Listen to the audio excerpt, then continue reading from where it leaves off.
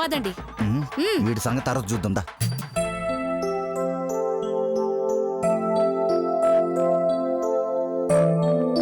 గీత, అమ్మ గీత, ఏంటి నానమ్మ గారండి?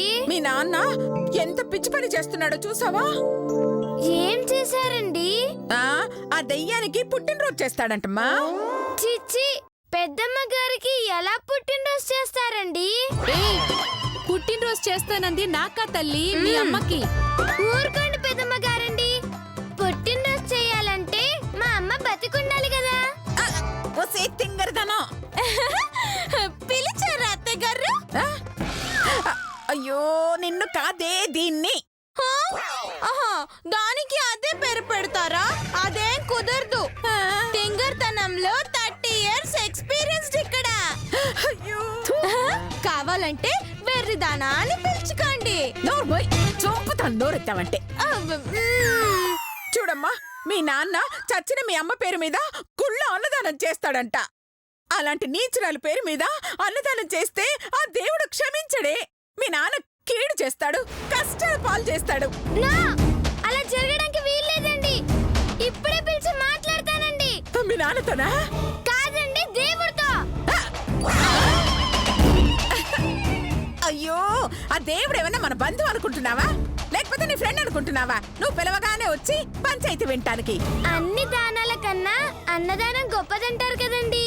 అలాంటి మంచి కార్యం చేస్తుంటే చేయొద్దు అని ఎలా చెప్తానండి?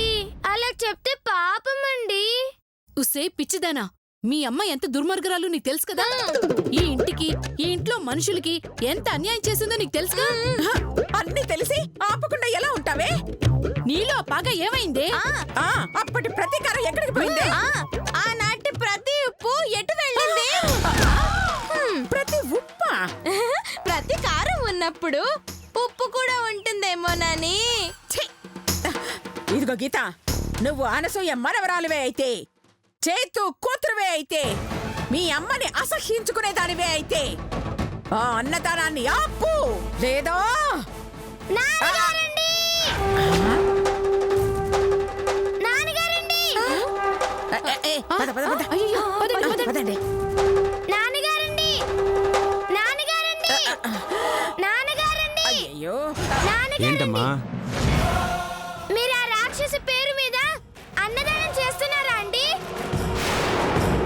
ఓ, చెప్పేశారా? అవునమ్మా, అన్నదానం చేస్తున్నాను. వద్దండి, ఆ దయ్యం పేరు మీద అన్నదానం చేస్తే పుణ్యం రాదండి. రావాలంటే నాన్నమ్మ గారి పేరు మీద చెయ్యండి. నాన్నమ్మ కోసం అన్నదానం చేయడానికి నేను ఎప్పుడైనా రెడీ అమ్మా. అలాగని అమ్మ కోసం చేసే అన్నదానం నేను ఆపను, అదాగదు. అలా చేస్తే నేను మీతో మాట్లాడనండి. గీత,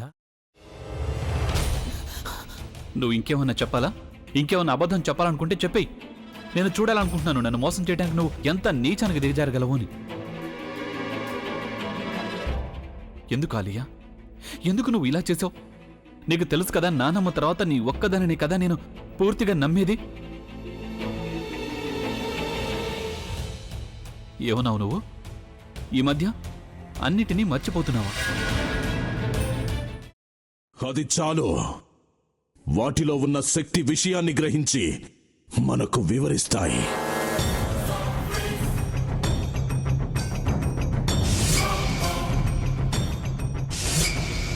ఎవరు ఆ దండ విప్పొద్దు, గది తలుపులు తెరవద్దు.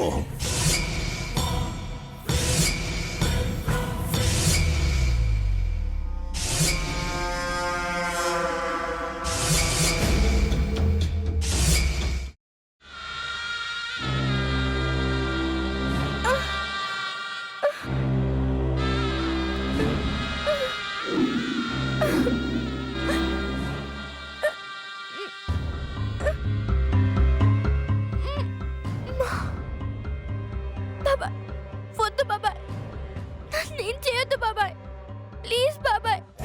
నీకు నిజం తెలిసినప్పుడే నా ఆలోచనలో నువ్వు చచ్చిపోయావు. ప్లీజ్ కొంచెం తినండి. భీమారావు గారు, మీరా? ఇగో మీరా కాదు, సక్కుబాయ్.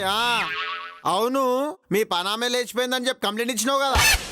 రేయ్ ఆయన కంప్లైంట్ ఇచ్చింది లేచిపోయిందని కాదు కనిపించడం లేదు అని. అట్లానా? సరే మేడం. ఇడియట్. ఆ వంట మనిషి పేరేంటన్నారు? రత్తాలు మేడం. ఏం పెద్ద మంచి, నీ వంట మంచిని కూడా మేడం అని పిలుస్తావా? రేయ్ హాఫ్ బ్రెయిన్,